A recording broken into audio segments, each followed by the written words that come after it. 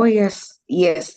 Well, let me just bring up something that was done, research that was done by American Psychological Association that supports the red flag, and also Centers for Disease Control. So Centers for Disease Control and Prevention, they highlight that the substantial economic burden of intimate partner violence estimates a lifetime cost of 100,000, close to 105,000 US dollars for women and $25,000 for men, which means that, or in relation, the cost benefit comes within the aspect of seeking medical services, the loss in productivity, and other related expenses.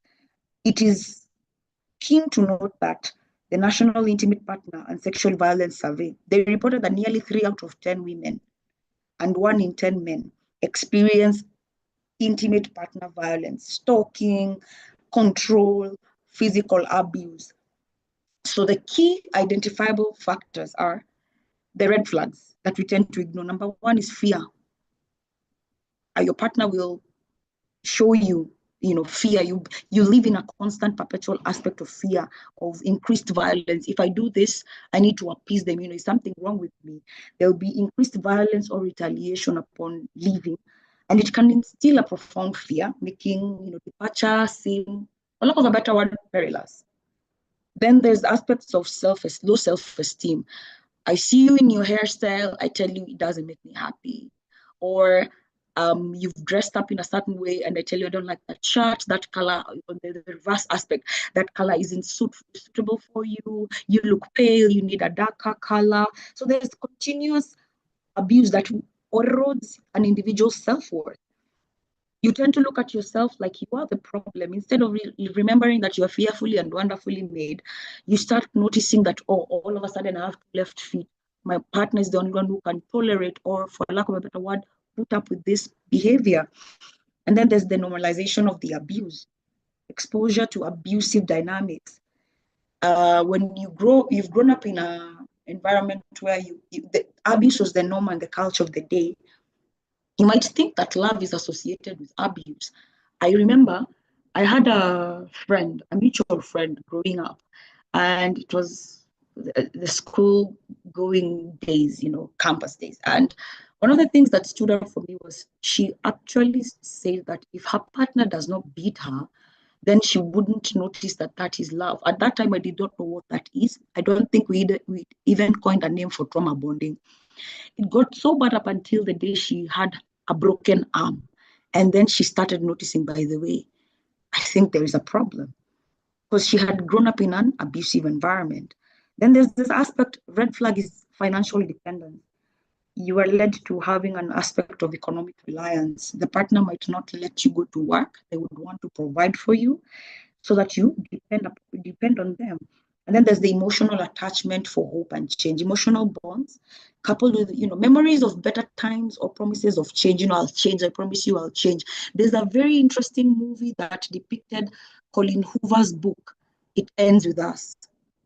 And it shows a cycle of abuse. It gives us a story of an individual who's been brought up in an abusive environment.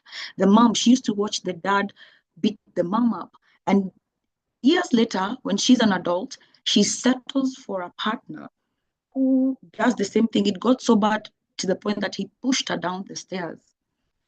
And she had to unravel and detangle herself, albeit rather painfully, from that particular conundrum.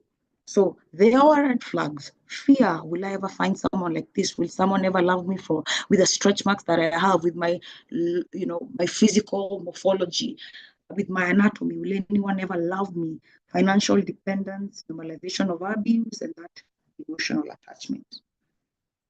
That's what I'd had to say. Thank you. Okay, thank you so much, Katie, for the lovely insights. Now that we've explored what trauma bonds are, I want to believe we are very familiar with this word, what trauma bonds are, and why potentially we could find ourselves stuck in unhealthy patterns. Maybe if I could pose a question to Maureen, what would you say could explain this cycle of abuse? When we find situations where there's constant promises of change, despite that not, the change not being delivered, the constantly fighting and making up and fighting and making up. What will be the cycle of abuse, and how would you say that relates to trauma responses? Good morning, everybody. Happy Valentine's to you all. I hope you can hear me. That's a very good question, Viv. So I'd start by saying that the cycle of abuse is generally just a recurring pattern of harmful behavior in an abusive relationship. So normally it would just start as, the tension building phase where you have small conflicts with your abusive partner here and there, which may lead to an emotional is, you feel like you're walking on eggshells, trying to avoid your partner getting angry. So you'll be very careful, even in the conflicts that you're having, just not to escalate it. And then it may end up going to stage number 2, which is the explosion stage. So this is where now the abuser tends to lash out, either verbally, emotionally, psychologically, or even physically. That could be through yelling, that could be through belittling you, that could be through threatening you, that could be through gaslighting or even physical violence. And normally, how even someone would respond to this kind of trauma would be either through fight, fighting back based on maybe previous experiences they had as a child, or how they would respond to this trauma could be through fight. They could do it through flight, escape, or even try to break up with this person, or they could do it through freezing, just muting, being silent, or even phoning, over apologizing to your partner so that it doesn't escalate the issue. And then it could go to stage 3, where this is called the honeymoon phase. Now the abuser will try and apologize. They'll promise to change, they'll be very affectionate. They will tell you things like, I didn't mean it, you made me do it, but I forgive you. And now that the victim is longing so much for this love, they will tend to believe this person. They will believe or have the hope that they might change, change is possible. Or they will tend to believe that I need this, person in my life to feel loved, or I will be in denial, trying to minimize the situation. It's not that bad. And then it will be stage 4, which is the calm phase. So everything seems to be fine. The victim of the abusive relationship would tend to believe that, it was just a one-time thing. So the abuser will be very loving, supporting, and then over time it starts again. There's a lot of tension, and then they lash out, and then you reconcile, and then it's calm, and the cycle goes over and over and over again.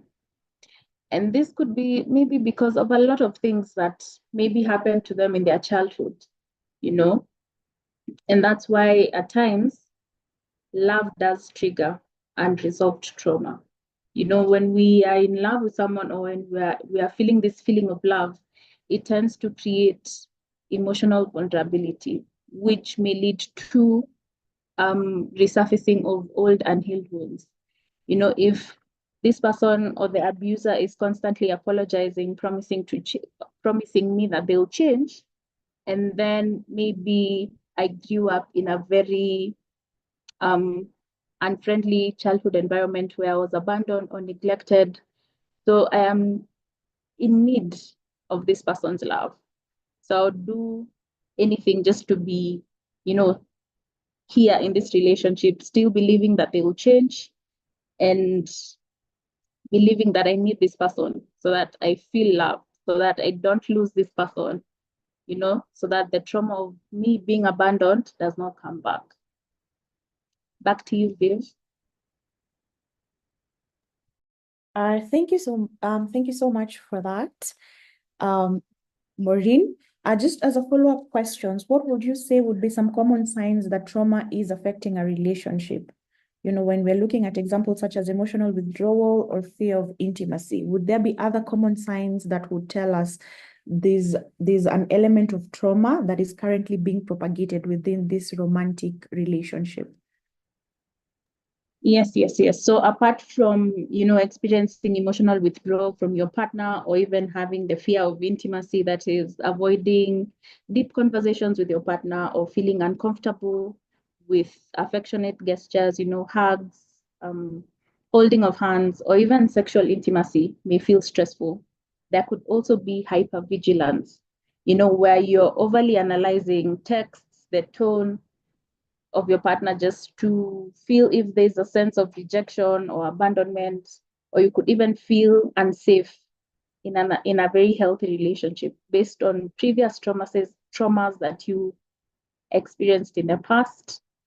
Or even you could feel overly defensive, in conversations. You go into the fight mode, yet the situation is different from the trauma you experienced before. Or you could repeat unhealthy relationship patterns. This is where you tend to go for emotionally unavailable partners, or you even struggle to trust your partner in a relationship, and you end up sabotaging this relationship, yet it was very healthy. And lastly, I think there would be difficulty in setting boundaries. You would always say yes to things, even if it makes you feel uncomfortable. You allow your partner to constantly mistreat you or repeatedly mistreat you just because you have that fear of rejection, or you have fear of being abandoned. Yeah, so I think those are mainly the common signs that trauma is affecting a relationship. Okay, thank you so much for the lovely insights. Now that we have had some understanding on what could potentially be signs and symptoms of triggered past wounds within romantic relationships, we've also looked at possible reasons as to why we could potentially be stuck in this unhealthy loop when it comes to unhealthy relationships. Maybe to Brian, I would want to ask, when we look at society, when we look at culture, would you say, in your professional opinion, would you say that there are cultural norms, or are there any societal expectations? Could be about love, could be about gender, and how gender is viewed, and how, cultural context will tell us what a romantic relationship should look like, and how will that appear when it comes to navigating trauma within relationships? Good morning. Thank you for the question, Vivian Okello. My name is Olela Bran. Thank you for the question. So in looking at and talking about trauma, it's also important to just identify or acknowledge that all types of trauma have a possibility of coming up or showing up in relationships, right? Of course, issues like childhood trauma usually take precedence when we're talking about trauma and relationship, but even other types of trauma along the way, right? I might not have experienced any childhood traumas that I am aware of, or maybe I could have processed all the childhood trauma that I experienced, but during the course of life, there are several other traumas that someone could be able to go through that still will have an impact on their relationships. A good example would be an accident, right? Might just have a car accident, and some of the symptoms and the potential reactions that could come up as a result of that might actually interfere and affect my relationship, right? So I have a car accident, now I'm overly anxious, I have concerns about driving, and based on cultural and societal expectations, maybe I'm the driver of the family, right? So if I'm having concerns around this, the other people around me might struggle to identify. So certain breaks and difficulties with relationships stem from such kind of things. So all types of trauma have the possibility of affecting our relationships, from concerns with PTSD and accident, like I mentioned. We also have sometimes losses, right? When you've experienced losses and even deaths in your life, then it will affect the kind of or the nature of relationships. Other traumas like betrayal and even issues with attachment, all these have a possibility of actually affecting and having an impact on our relationship. So in as much as we are exploring and always looking at our childhood, trying to find out how certain patterns might manifest in our relationships. It's also good to just look at our lives in general, like especially adult life. Have you experienced any kind of sexual trauma or kind of sexual assault, domestic or even intimate personal violence, as was mentioned, cases to do with betrayal and even issues with attachment? All this will come up as a result and affect our relationship. But now moving on to, of course, to the cultural aspect, right? As humans, right, we are part of a society.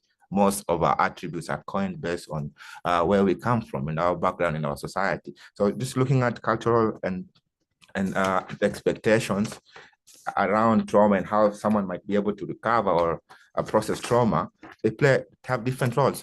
The most classic example is gender roles, right? So based on our gender roles that are prescribed to us based on society, it affects how we actually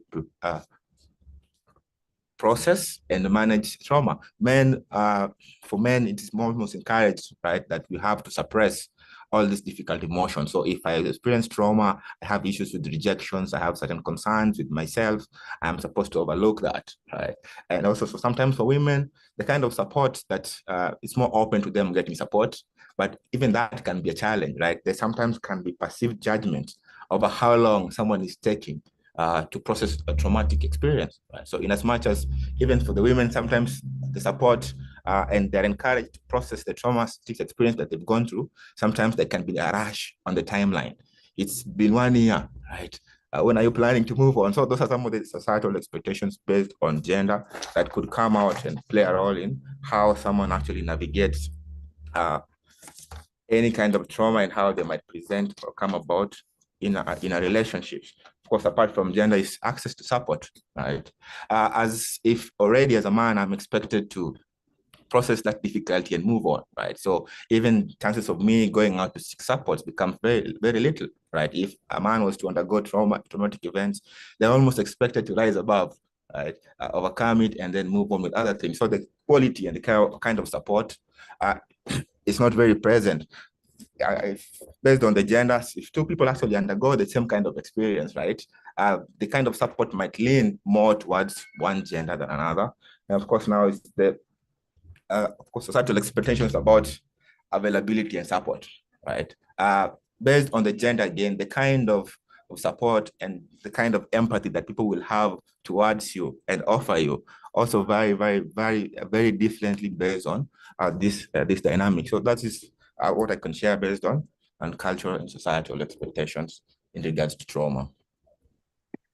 Thank you so much for the lovely insights, Brian. Maybe just a question to add on to what you've said. On the flip side, now that we are looking at how gender and societal expectations are placed on us as individuals, on the flip side, are there any positives when it comes to cultural practices or even traditions that we can look to and say this will give us a source of strength or resilience when it comes to helping individuals and couples in their healing journey? That's very true. In as much as cultural and societal norms and expectations might hinder the type, the quality, and the access to maybe support that someone might need, also these cultural and communal setups also actually can help people build resilience and overcome the same difficulties that are there, right? There are certain setups in the community, for example, sense of religion and religious practices. This is one of the places where it has been proven for someone to be able to get the kind of support that they might need.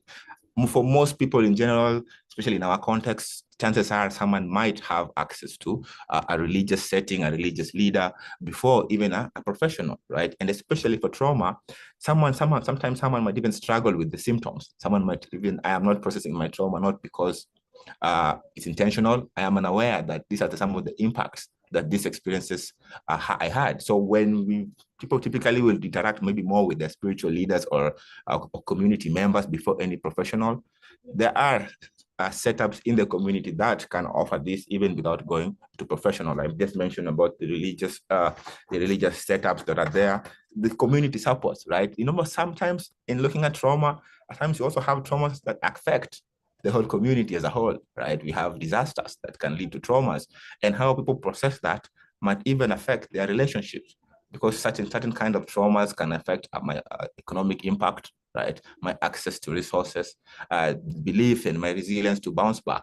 So in as much as societal expectations and norms might limit how someone expresses and manages their trauma, they also offer avenues and support where someone can be able to access resources, access support, which is very, very important because, health is in connection, and that connection can be found and can stem from the society as a whole. Yeah. So those are some of the protective factors in how the community can play a role in helping people overcome and process the difficulties that they've had so that they can have healthy and meaningful relationships. Back to Okello. Thank you so much, Brian, for the lovely insights. But also just to add on to what Brian has just said, within the African context, when we look at some of our cultural practices and traditions, we can say we are blessed in that we have certain practices, from the philosophy of Ubuntu that constantly reminds us that we are interconnected, to the healing power of storytelling, where we are encouraged to tell our stories through our oratory skills, through music, as well as, just some different cultural perspectives, which can be leveraged to help us in our journey of recovery. So such practices do help us remember that it is very important for us to not only process our pain, but also allows us to reconnect with our roots, to reconnect with our communities, as well as consistently give us a sense of purpose. So just to contextualize for us why it is important, why rather we are drawing this connection between trauma as well as and romantic relationships, maybe we can start off by a definition of trauma. Trauma is defined for us as an emotional response to a deeply distressing or disturbing event that will overwhelm an individual's capacity to cope. So it can come from a single incident, for example, an accident. So sometimes it can come from what we call prolonged or chronic exposure to stress. So things like abuse or even neglect. So as just to also emphasize on what some of our panelists have said, trauma will manifest in our relationships through emotional withdrawal, where people or other trauma survivors are going to struggle opening up or even developing trust of others, which could lead to emotional distance. We're also talking about a fear of intimacy, where past wounds will make vulnerability feel unsafe, which will bring about avoidant behavior when it comes to fostering deeper connections. We're also talking about hypervigilance, where survivors will constantly look for threats that will bring about anxiety or even conflict when in relationships. And we're also talking about reenactment, where unresolved trauma will cause an individual to unconsciously recreate past dynamics, which will propagate the abusive partners. So, for example, seeking out partners who will bring out abusive patterns, or just constantly looking to be in dynamics that are not healthy for us. So we finally have Gadoni on call, and I would just like, I would maybe pose a question for her, or rather to her, whereby we'll ask her, can you explain for us the different types of trauma and how these are going to be reenacted within our relationships and how they are going to influence attachment. We cannot avoid talking about attachment because attachment tells us how we are going to show up within our romantic relationships. Gadoni, over to you. I hope you can hear me now. Yes. Deep apologies. You can? Yes, we can. All right. Happy Valentine's to you all. And I'm glad to be part of today's conversation. I want to start by saying that basically we say that trauma is a disturbing experience. And I'm sure my very able panelists have been able to mention that. We usually look at or think about trauma like in one way, but it's not essentially like that. So there are different ways, or there are different types of trauma. And the first one, and one of the most significant one, especially when you're talking in psychological spaces, is usually the developmental trauma, which we call adverse childhood experiences. So this is trauma that happens to children between the ages of around 0 to 10 years of age. And developmental trauma has 3 significant categories. One is the household dysfunctionality. So in this case, we are talking about what kind of dysfunctionality was in your home when you were growing up. Was there some form of divorce, separation that happened? Was there presence of domestic violence happening in that home? Even if you never saw it, but probably had commotions or even told stories. We are talking about, was there any of your parents in that homestead, either an alcoholic or living with a mental illness? So any form of dysfunctionality is what we categorize as something that could affect the developmental stages of the child. The other way it shows up in developmental trauma is neglect. Now, neglect can either be physical or emotional. Physical is the needs, the basic needs of a child. If they were not able to have that or to gain that successfully, it also creates a form of unsafeness. Emotional, this is when a child is not emotionally made to feel safe or protected or cared for. All right. And then the third one is abuse. And we look at abuse definitely physically, sexually, or even emotionally. So we are talking about 3 things that could happen within those developmental stages of a child that can be categorized as traumatic. The other form of trauma is usually chronic trauma. So chronic is where you are constantly experiencing trauma over a long period of time. So in the case that somebody is in a relationship and that relationship is abusive, let's say emotionally abusive or physically abusive, and they're not able to get out of that relationship. So continuously, they have been experiencing this through course of years, then we call that chronic trauma. And chronic trauma usually leads to psychological side effects like anxiety or depression or PTSD. Okay, another type of trauma is intergenerational trauma. So this is trauma that is passed down through family.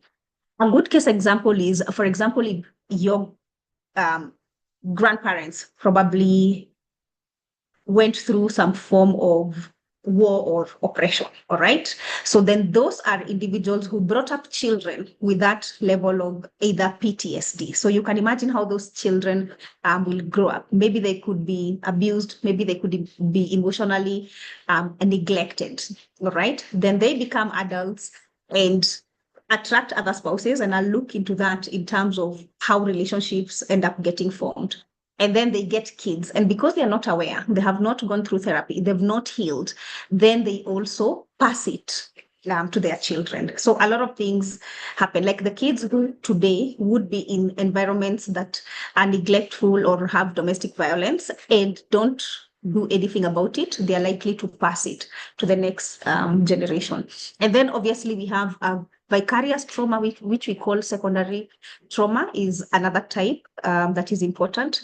Usually first responders, therapists as well, and I know we are therapists, people who basically cover stories that are traumatic, individuals who are also caring for somebody with a chronic illness could also experience vicarious trauma. So if you're experiencing vicarious trauma, not aware, not dealing, not doing anything with it, you can also be able to somehow project it to your relationships or to your partners.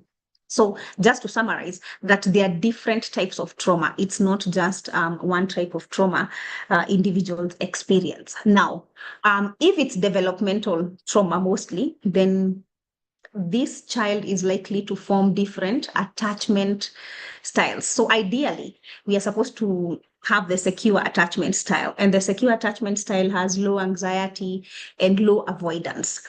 But if that did not happen, then there are 3 other unhealthy attachment styles that individuals are likely to experience. Vivian, do you want me to go on?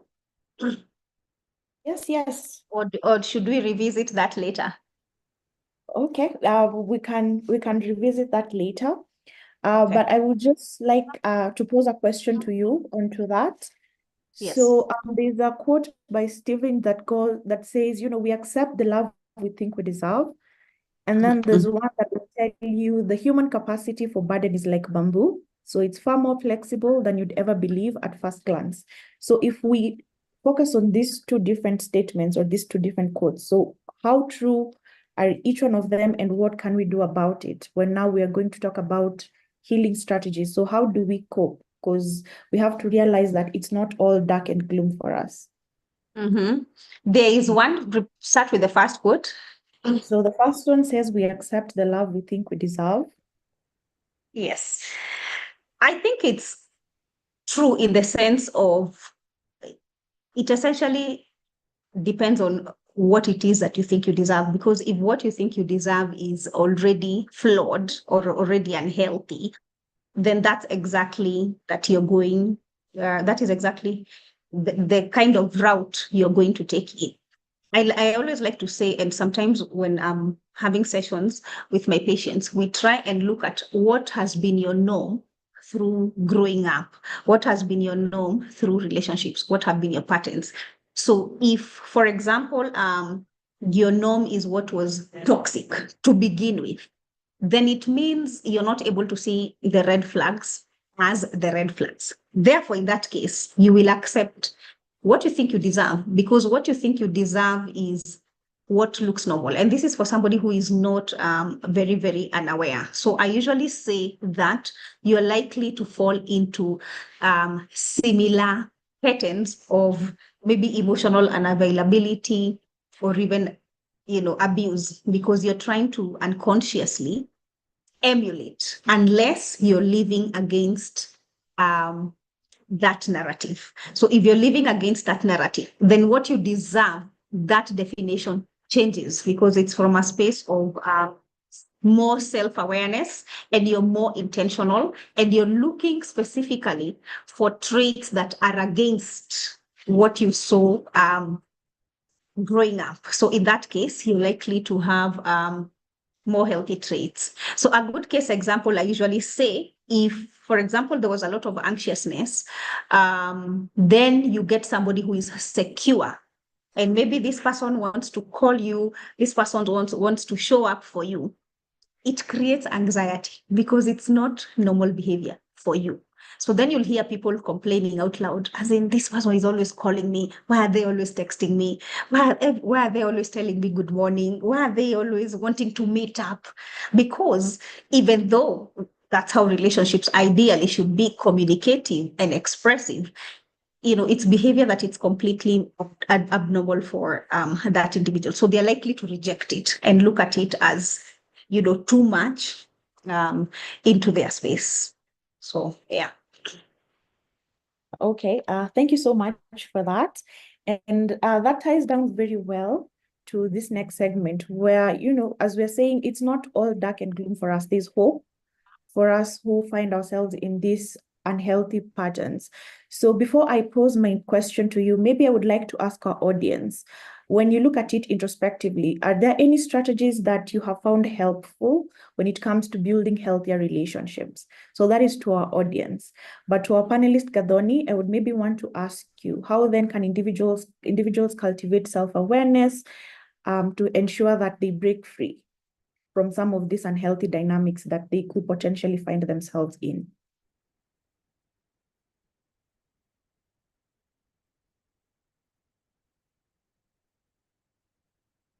Gadoni, you can hear me? Sorry, Vivian. Yes, I can hear you. I thought you're addressing somebody from the crowd. So No. how can people essentially break free? The first thing is to be able to, I usually say that you cannot change what you don't know actually exists. And that usually takes us to the first space of what self-awareness is. It doesn't matter sometimes the kind of support you have, or even the resources that you have. If somehow in your mind you're not able to tell or to see that you're already in an unhealthy relationship, then it's so much harder for that individual to be able to break free. But one of the things that I usually say, and I hope people in this conversation can actually introspect and look into that, is to ask that question. If I keep hearing these comments over and over, then it is worth me introspecting to see what is it that, why are people telling me this? How can people look at this or see this as unhealthy? And if you ask that question, if you're able to reevaluate yourself, then at least it can give you the chance to begin to look for a way to heal. And one of the best ways to actually do that is to allow yourself to go for therapy. And I usually say, don't go into therapy just because it was worst case scenario. Just go to answer the question. Whatever it is that I went through, whatever it is that I have been through, is it something that I have completely processed, resolved, and been able to move forward? Or is it something that I have blocked, pushed at the back of my mind to be able to be on survival mode? So therapy creates that safe space where you are able to go all the way to childhood and look at these experiences and actually see, are they impacting me or not? However, that's only a small bit. In fact, I usually say that is only 30%. 70% of the work is a self-work that you need to do as an individual. Now that you have learned the copings, now that you have learned where the wounds are you able to apply those things in the outside world? Are you able to hold yourself accountable? Yeah. And there are a few questions I usually, maybe if you would like to introspect, I would like to ask you a set of questions. And if your answers are yes to any of these questions, then I guess you are in a space where it is worth trying to visit this conversation. The first question is, have you noticed that you end up choosing partners who are emotionally unavailable or even abusive? When you look at your patterns, all the way from when you started dating, is there a pattern? Yeah. Is your answer yes or no? The second question, do you find yourself avoiding conflict by suppressing your own feelings? Do you find yourself when you're in a relationship, you actually end up avoiding? Instead of confronting, you put your partner's needs ahead of your needs just because you don't want conflict. The third question is, have you found yourself allowing mistreatment and accepting what you don't deserve? Just reevaluate either the present relationship you are in or even past relationships you have been in. Have you found yourself allowing mistreatment or even accepting what you very well know you don't deserve? The fourth question is, have you noticed a preference in casual relationships to avoid any emotional risk? If you've ever met those guys who they just want to be from one relationship to another, when this one is about to end, there's another one on the way, or they're even overlapping. So somehow they don't want to get into a space where they overcommit to one person because consciously they fear that, if this ends, it's going to be too much for me. And the fifth question and the last one is, have you ever had to stay in a relationship longer to avoid being alone or because of fear of starting over? Yeah. So how do you score in those questions? Those are very good introspective questions, because if indeed you have found yourself in such a space, then I guess for you, it would be good to try and go and reevaluate, try and go into therapy to see how can I be able to heal from that and re-strategize. How can I get a new strategy in terms of how you're going to live your life in intentionality? Okay, that's lovely. Thank you so much, Gadoni, for the lovely insights. Gadoni has also told us that it's only 30% of the work the moment we realize that there's change that is required and you walk into the therapy room. So just to further, or rather just to build up on that thought, maybe to Maureen, I would want to ask then, what role does boundaries play, or rather what role do boundaries play when it comes to healing, and how do we ensure we set them without feeling guilty? Remember, Gadoni is telling us that it is important for you to stand your ground, to say no when you need to say no, and to allow yourself to experience relationships fully. Nice. Thank you, Vivian. But I'll start by actually defining what boundaries are. And generally, they're just limits or guidelines we put for ourselves that define what is acceptable and what is not in our lives. And why this is important in terms of our healing journey from trauma is that when we are able to set these boundaries, we are able to create emotional safety for ourselves. That means that an individual is able to protect themselves from experiencing past harm by defining what is and what isn't acceptable in relationships. Also, boundaries could help promote self-worth. This is where, when I set boundaries, this reinforces the belief that my feelings and needs matter. I don't have to feel guilty about conforming to the other person's needs and disregarding my own. Boundaries as well, they would help one prevent burnout or even resentment. Without boundaries, people often overextend themselves. They do too much, they would people please a lot, and that will lead to being emotionally exhausted.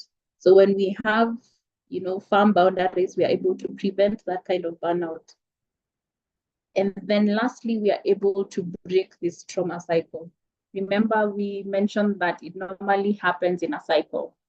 So now when we are able to put down these firm boundaries in our relationship, we are able to break these trauma cycles. So yeah, so now we are not tolerating any form of mistreatment, and we are able to disrupt these harmful patterns that may come from our partners. So it's very essential for us to have healthy boundaries in our relationships. Okay, thank you so much. I would at this point like to emphasize something that Brian mentioned earlier, the role of society, or rather the role of culture when it comes to the healing process. Remember, there's the philosophy of Ubuntu that tells us we are largely interconnected. So maybe to Kathleen, I would like to ask, how can someone support a partner with trauma without sacrificing their own well-being? Because a key part of mental health recovery is understanding that your mental health goes beyond your own. It will affect you. It will also affect the people around you. So then how do we show support for people who are struggling? Hi, Vivian. Thank you for that. Just to add on what Maureen has said, the best way to support is first and foremost, know the boundaries, know that, or that when your partner has come out and told you that they have had a brush with emotional bonding, trauma bonding in the past, there's chances that they might project onto you. But the beauty is that they were honest with you so that you can offer the best type of support is first talk it out by offering empathy. The first one is offer empathy. Actively listen to them. Let them express themselves without being thrown under the bus, without receiving jabs and mean remarks, even in form of jokes. We should actually avoid that particular aspect of humor. When someone is very real and vulnerable with you, don't make a past experience that was very, very bruising for an individual into a humorous joke to sort of avert the moment. But be empathetic. Listen to the individual when they share moments when they feel that you're sort of invalidating them, and encourage them to express their experiences without fear and judgment, but while also being very keen on how you are feeling, the feelings that are being elicited within as an individual, as you respect that particular boundary. And also, one of the other things that people tend to ignore is professional intervention. Whenever you have a partner who's going through complex trauma or trauma bonds and they've been deeply scarred, there's something that and it's even a book written. It's called The Body Keeps Count. There'll be emotional scars, and if others haven't healed properly, you're most likely to sort of reopen old scars that never healed properly. So it is never a sign of weakness when you bring up the topic of let us seek professional help. When you bring in the aspect of us, the individual isn't put in a state of feeling like they are the ones with the problem, but communicate effectively. An individual who's been traumatizing a bond when it comes to love, romantic love especially, will often maybe overthink. So you need to communicate the intentions that you have very, very clearly and break it down. You can approach them and tell them, darling, I feel like we might need a profession to help us look into a different way of maybe managing conflict for us to enhance communication within our relationship in the context of the 3 C's of relationships. We need to communicate better. We need to know when to compromise, and we have to have better collaborative effort. So professional help is very important. Don't just go to a therapist because there is something wrong, but also go to them because you want to thrive even much more, move from A to B to Z, for you shine on. And then the third thing to put into play is self-care. Self-care is paramount for the supporting partner. If I am to support an individual who has gone through a traumatizing experience, I will need first and foremost to care for myself because I cannot pour from an empty cup. The American Psychological Association advises individuals or the caregivers, they advise them to pay crucial attention to regular self-care activities. They should also seek support from friends because relationships are holistic. The basic unit of a community is the family. It starts off with person A and B relating, and then they build a family, and then they bring close ties together. So you need also to maintain your mental and emotional health to be able to provide sustained support without compromising your well-being. The fourth thing I would like to say is educate yourself about trauma bonding. Get real information. You can touch base with the therapist. I mean, Chiroma, we are here. You can chat with us even on our socials, join our calls whenever we are doing lives and spaces for the purposes of getting real and correct information about what trauma bonding looks like in the context of maybe a specific cultural aspect. The aspect of culture is also very important. Sometimes what we might label something dismissively, dismiss something as a trauma bond, whereas when you look deep down, it is a cultural aspect. So there is something called the aspect of multiculturalism. There's always an interplay of culture. So educate yourself about trauma bonding, and it can enhance your ability to support your partner effectively. Understand the dynamics of trauma bonds, such as the cycle of abuse, the intermittent reinforcement. When Gadoni talked about, if I am brought up in a household that is abusive, for lack of a better word, then my mind becomes attuned with abuse. So when my partner gives me peace, by all means, I will be unable to recognize that this is peace, and I will be fighting that aspect of peace. So you need to understand the dynamics of trauma. You need to know the cycle of abuse that you're dealing with, the intermittent reinforcement. This will be the one to enable you to foster empathy and inform your approach to better supporting your partner's healing journey. So encourage professional help, set healthy boundaries, practice self-care, and educate yourself about trauma dynamics. This will facilitate your partner's healing while safeguarding your own well-being as a supportive individual within that relationship. Thank you, Vivian. Thank you so much, Kathleen. So I would now like to jump into the chat just to see in case we have any questions. Then I will request our answer. So the first question by John is, what surprises me is the way we deal and define trauma as if we're dealing with a mechanical being other than a spiritual being. Being cultural, we're also attached to our cultural beliefs, which are central to who we are and how we define our outside world. So how does trauma and spirituality connect, and how can it help in overcoming trauma? So maybe I can have Brian answer this question. Brian? Vivian, sorry to interrupt you. Maureen had answered via text, but maybe she can echo the words verbatim so that we can be able to hear her views. Oh, so maybe we can have Maureen answer that question. Thank you, Vivian. So I mentioned via text that spirituality could play a huge role in terms of the healing from trauma, because trauma can make life very unfair, very chaotic, very meaningless, sorry. But now when it comes to spirituality, whether through mindfulness, meditation, religious faith, it will provide a sense of purpose, beyond the pain. Trauma again could lead to, us isolating or feeling disconnected from the world.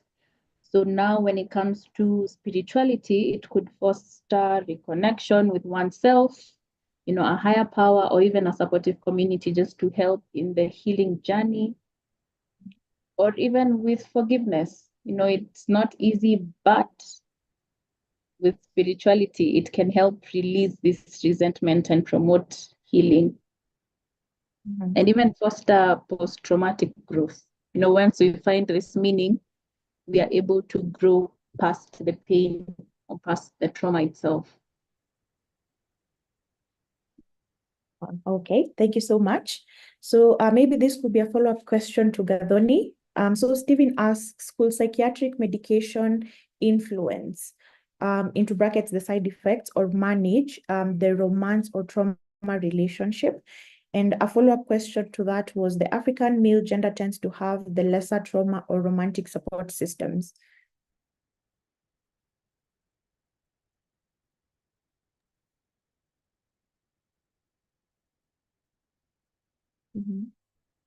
My thoughts are, ideally you're given or put on medication because it's supposed to reinstate a certain chemical balance that is already lacking.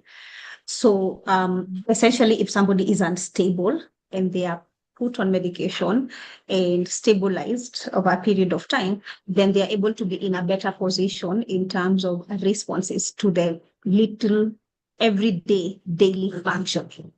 Yeah, and medication is usually when individuals are in a severe space. So I would look at it conversely on the other way, that it's likely to foster more stability, as opposed to an individual who is unwell and not on treatment and still trying to navigate a relationship. However, there are certain cases where you can be on medication and maybe it's either it's too heavy for you, and in that case you're experiencing those extra pyramidal effects, and in that case it can cause a strain. And that's why we usually say that it's important. It's very, very important that you don't self-medicate yourself or adhere to the treatment with proper follow-up of both a psychiatrist and a psychologist to monitor individuals during this period. Where culture is concerned in gender, I think we are already in a space where we have been brought up to look at men in a different way, where first of all, they're supposed to resolve all the problems. And number two, they're supposed to be seen as this very hard people who should not whine or should not cry. And in that case, it already puts them at a disadvantage, where being emotionally expressive or even connected is concerned, or even support systems. However, I would also like to say that based on my experience and even the number of people who are now walking in to seek help, or even in the circles, the social circles when we are conversing, I would say that they are more open conversations. Not there yet, but more open conversation today. So yes, maybe the African male gender can tend to have lesser romantic support systems for sure.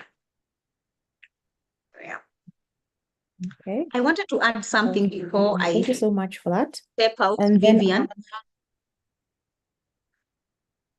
When we're talking about boundaries, yes. and Kathleen did a very good job talking about boundaries. And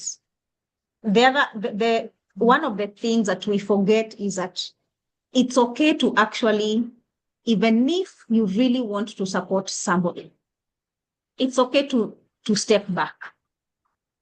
When it gets overwhelmed, when emotionally you're not able to handle, it's okay to actually step back or even look for reinforcement. Sometimes we are ridden with guilt because you really want to support and you forget to take care of yourself in the process. So I think it's important for all of us to know that you cannot force somebody to heal. They must be willing to do the work themselves. You can't do that for them. And if it gets to a point where you want to give them a breather so that they also try and figure it out, or even to protect yourself, it's okay to actually do that.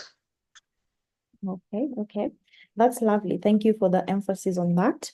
So on the two final questions in the chat box that I can maybe pose to Brian, Stephen asks, African and other cultures promote polygamy, including wife inheritance. Is this a good or a bad thing? And then another question by Evelyn asks, can someone's trauma lead to one believing that their safe place is being alone, be afraid of letting anyone in, and if they fall in love, they see that they are not right for anyone? Thank you for the question. Of course, just looking at the cultural and societal norms that we have set, these are things that have existed for most of our life. Actually, these are practices that most of us have found it here. So looking at those institutions, one thing I would say that they have value, right? Each society and each community have these practices for specific reasons. But as individuals, right, remember the dynamics and the state of life of the world is constantly changing. Most of these norms are not keeping up with the practices and current realities of the world. So as an individual, I believe it's a personal initiative to look at things in context. If this is my religious practices, but this is what I'm going through, am I able to notice that my wellness probably precedes or takes priority over certain cultural practices that might not have an impact to you and be meaningful to you at a specific time and moment. So using our own judgment and our own needs to maintain and be proactive with our wellness, this can help us to more or less assess and find out what are some of these cultural practices and how significant and meaningful would they be to us in the current time, right? So even looking at that cultural and one of the things is gender roles, because men have these expectations that they need to be providers, right, and nurturers and protectors. Sometimes this feeling to protect can overwhelm someone, especially when they've noticed that their partners might be going through trauma and they're struggling, right? So the need to protect this person from this traumatic experience and the difficulties that come from it can be overwhelming. And when you realize that you can more or less just support, but you can't really do the work for the other person, this sometimes can bring about feelings of inadequacy, sometimes guilt, and even shame or embarrassment because you cannot really do enough to support a partner who might be struggling. So acknowledging the extent of our limits and just offering support where it's needed, those are some of the things that we can use to look at our cultural context and then now contextualize it with what is happening in our lives in the moment. To the second question that we mentioned was about trauma and leading someone to feel like they're probably better on alone and being alone in person. This is one of the things that traumatic experiences do, especially when someone is starting to build their awareness. They're noticing a current pattern, right? When I go into relationships, this is what I experience. This is what happens. So what happens is sometimes putting in the work to overcome these difficulties and have a new aspect and an attitude that can maintain a healthy and fulfilling relationships. It look like a lot of work, right? When I have to explore trauma, which just from the practitioners who are on this call know the difficulties, right? And the process that it takes to experience trauma. Sometimes doing the work or overlooking the difficulties might be a bit easier than actually trying to go through the process. But at the end of the day, remember, relationships are a very important dynamic in our wellness, and they actually add value and make life more fulfilling and meaningful. Despite experiencing trauma and having the need to want to be alone, right? To not want to engage and have relationships, I would encourage each and every one of us to channel that energy into working and addressing. Even if your response to experiencing trauma is to not have relationships, other aspects of your life will still be impacted by that trauma, right? From your life choices to professional and career engagement. And remember, these traumatic experiences do not only impact romantic relationships, they impact and affect all types of relationships, right? If you're having difficulties with having meaningful relationships, building intimacy, apart from just romantic relationships, they'll manifest in and appear in your personal and friendships. They will appear in your relationship with your colleagues in the workplace, right? And even other people in the community. So even when we shield ourselves and distance ourselves from romantic relationship because of previous hurt or having actually an awareness that I might not be able to be very warm, I might not be able to offer affection and build intimacy, that is just looking at the romantic part of it. Remember, other aspects of the relationship will also be affected, other relationships that go and stretch beyond just the romantic relationships. Back to you, Okelo. Thank you so much. So just a follow-up question on that. Evelyn goes ahead and asks, how can one step back without making their partner feel like they are being abandoned or rejected? And maybe to add on to that question, what will be good communication strategies that are going to help trauma survivors when it comes to building emotional safety with their partners?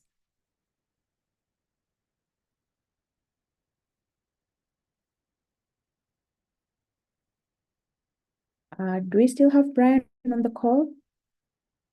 Yes, sorry, my mic was muted. So I was mentioning that in relationships, all types and all natures, communication plays a very big role in the success and how this relationship actually become fulfilling, right? I remember communication is one of the only ways where you can express your needs and your wants, and they can actually be able to be met.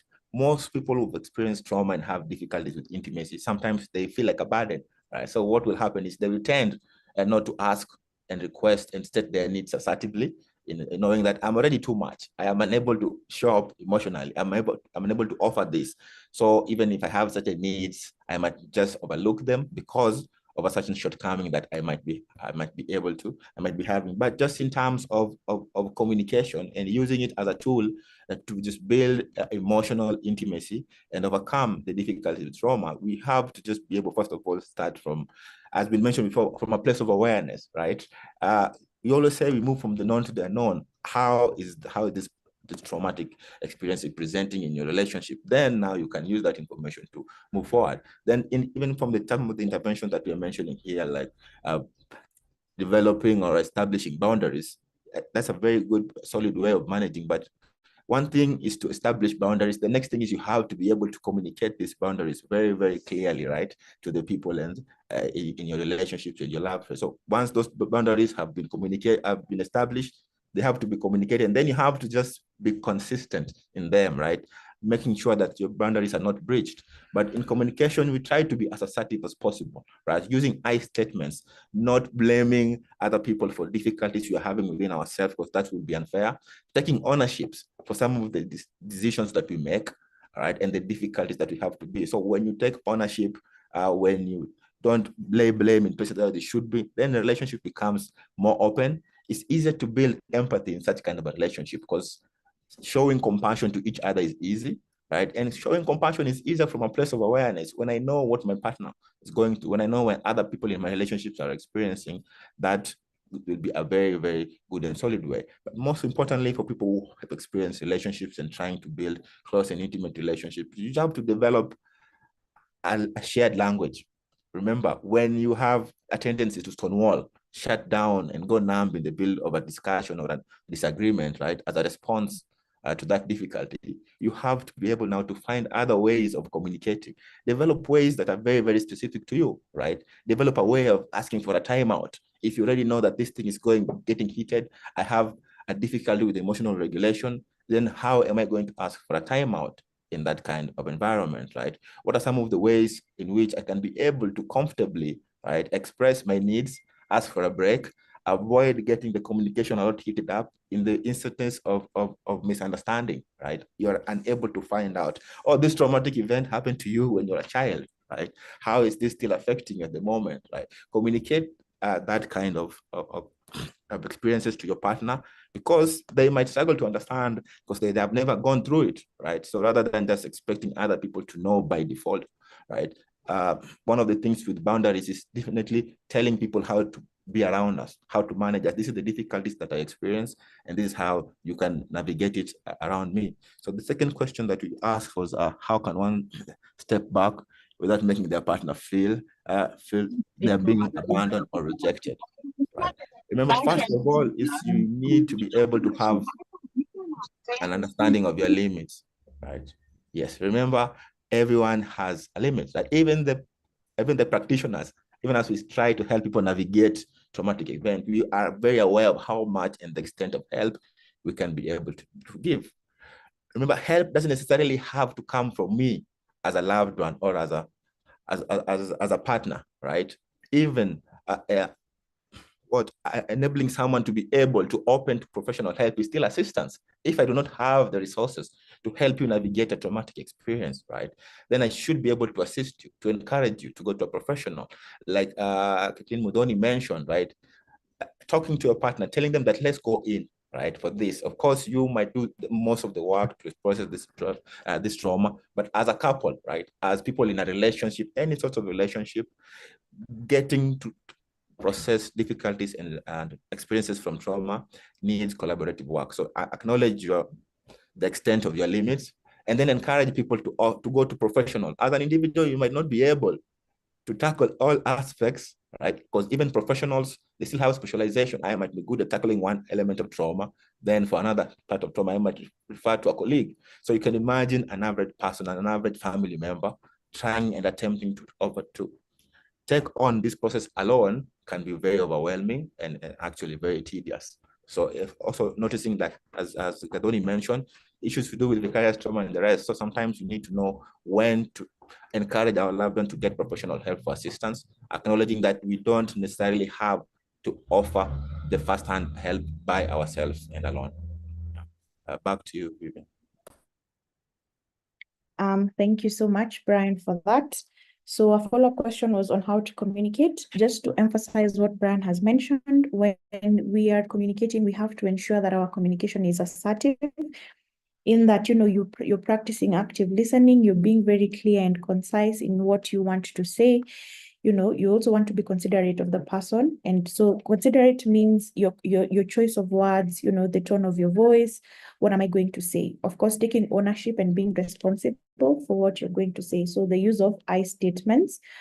And our final question is, how can we help our children as parents for them to not have trauma in the future?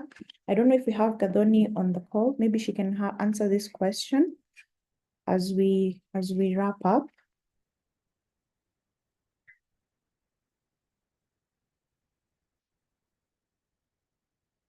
Gadoni, do we still have you on the call? Here, Vivian. Okay. How can we help our children as parents for them not to have trauma? How can you help our children as parents for them not to have trauma in the future? The first thing is to be able to heal yourself. You can't give what you don't have. So I feel that it has to start from the parental aspect, where two individuals have come together and are intentionally recognizing, this is how I grew up. This is how I grew up, and I'm willing to work on this. Because before the kids, it's the relationship, it's the individuals first, then the relationship first. So there are parts of healing that have to be worked on an individual basis. And then there are parts of healings that have to be worked on relational wise. And then when you have two healthy individuals, or at least two individuals who are on a journey of healing, then in that case, they're able to foster or create a good environment that is safe and secure and meets the needs of the children, both physically and emotionally, for that child to be able to grow in a healthy way. In the case that trauma has already happened, then seeking support is usually can come in for those kids. Because I've met a lot of parents who they are aware this kind of environment these children are growing up in is not healthy, but sometimes they're not in a position to up and go. All right. So therefore, in that case, you can also be able to seek help for your kids, either through therapy or through the support system that is around you in that case. However, it's important to say that healing is progressive in nature, and there is no parent who is also in the process of trying to figure themselves out that can give all the answers to that child immediately. So it's a journey that they would have to continuously work together as the child continues to grow. Yeah. Okay. Thank you so much for that. So as we are coming to the end of our webinar today, I would like to pose a question to our audience. What's one small step that you think, or rather you feel you can take today to move forward to a healthier, more self-aware relationship? So that is going to serve as an assignment for us. And as we wrap up, I would like for us to also carry this thought from Jody that says the human capacity for burden is like bamboo, far more flexible than you'd ever believe at first glance, but also realizing that healing is possible and growth is within reach. So I would like us to remember that, when we show up in relationships, we are showing up as ourselves, meaning the people that we are at the moment, the people that we have been, and also the people that we are hoping to be in the future.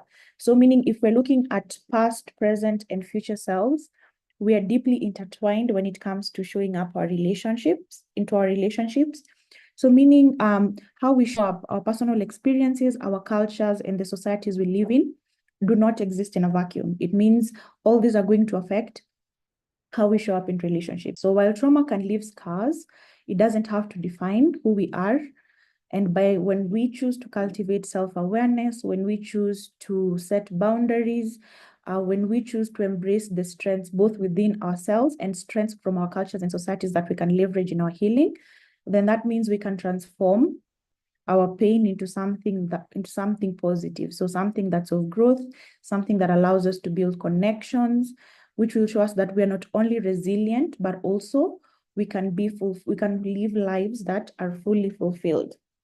Also a reminder that love at its core is a journey. So meaning that you require courage, you require compassion, and you require a willingness to ensure that you heal. So, and as we move forward, I want us to remember that, you can carry your truth with you, that healing is possible, and love, when nurtured with care and understanding, then can be one of the most powerful forces for transformation in our lives. So I would like to extend my gratitude to my lovely panel for today. Thank you so much. I would also like to extend my gratitude to the audience. I couldn't ask for a better audience. Thank you for ensuring that this has been an engaging session. Looking forward to hosting us for more such engaging sessions. I wish you all a lovely day and have a happy Valentine's Day. Thank you.